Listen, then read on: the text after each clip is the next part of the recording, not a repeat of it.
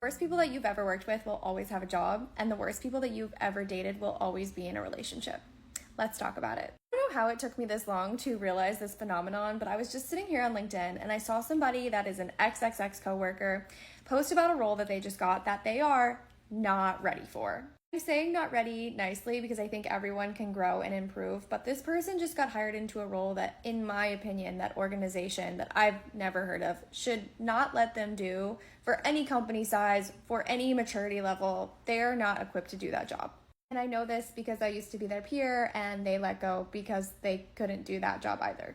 Not a subtweet. I don't talk to that person anymore. I don't care what they do with their life. I hope that they have learned and they're able to do this new role. My point is, though, I do know how they got that job because that's how they got the last job. They are really great at talking, and they're also really great at fabricating a resume that makes it seem like they are accredited for the role that they are applying for. So that is why a solid interview process, no matter how miserable, is able to, in theory, screen out any red flags like this. So whether it be the background check, the lengthy interviews, the reference process, the project portion, most of the time, if you run a really great hiring process, you can eliminate like 80% of the people like this. They totally slip through, like even the best hiring managers mess up sometimes and hire the wrong person, and it hurts when you have to unravel the investment that you've made in the wrong person. The amount of time it takes to hire, to wait on that person to start, to onboard, to properly give the keys and the reins over to that person, to get the whole team excited, to wait and see if they can actually do the job, and then to watch the team get deflated, and then to see the strategy not only not thrive but go in the wrong direction, and then enter into a plan process and work with HR and ultimately get that person out the door.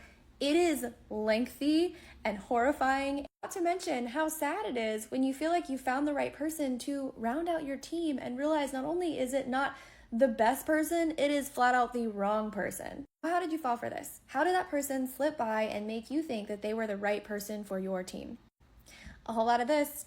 A whole lot of saying things that sound really good and might not actually be reality, might not be representative of who they are. I swear the yappers of the world make you fall for their personality before you ever even see examples of their behavior. And that's how you can get tricked into signing up for the wrong person. Same thing goes for dating, y'all. And that is why you need to move so slowly and be so careful that you do a proper screening, just like an interview process, before you get love bombed into feelings. Nicole, you should not think about love and dating like the workplace. That is why you are going to be single forever, you crazy cat lady. First of all, I'm allergic to cats if we've learned anything recently. Second of all, if you are only entering into a relationship based on feelings alone, I am genuinely scared for you and ask you to reevaluate. There are two types of relationship stories in my opinion. There is a love story and there is a life story. And if you are signing up just based on feelings, you are going to have a love story. Good for you. Falling in love is amazing. I love love. I can't wait to fall in love again. But you know what love does not always equate to? Compatibility on all of the important stuff. Or even like a good person. How many times have we fallen in love with somebody that we're like, oh my God, that person might literally be the devil? Or maybe it's neither. Maybe they're a lovely person. Maybe you are compatible and that person just isn't able to meet your needs, as my friend Krista says, in a relationship. They ain't ready, they're not cooked yet, and you're not trying to be a chef. So like moving a little bit slower would give you the time to properly screen and assess some of those things that obviously don't look exactly like the hiring process. Like you're not gonna like call references on the phone, although some of you probably should. Great example, some of y'all get DMs about the people that you're talking to, and if you would open them and actually ask a few questions, you might find out some critical information that would change your mind.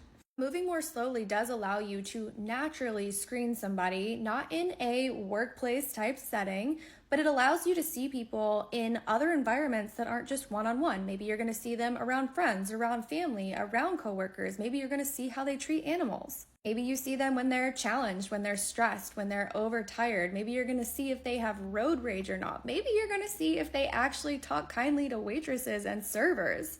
Honestly, like meeting those friends and maybe building a piece of furniture with them or something low stress and like low investment that also allows you to see how they act in certain important relationship type situations can really help you make a decision on that big investment to invite someone onto your team. Guys, I think we should take dating more seriously, but I don't mean seriously in the sense that you are all signed up and investing in somebody day one. I mean, we should be more serious about how intentional we are about dating the right person. We should, at minimum, apply the same scrutiny we would to hiring a really great, really important role for our team as we are in finding our life partner. Just a hot take from another talking head on the internet, but all I'm saying is if it is too good to be true, if that person is too easily falling into the perfect scenario, just ask why. Do you love dating thoughts from a girl that's not dating right now?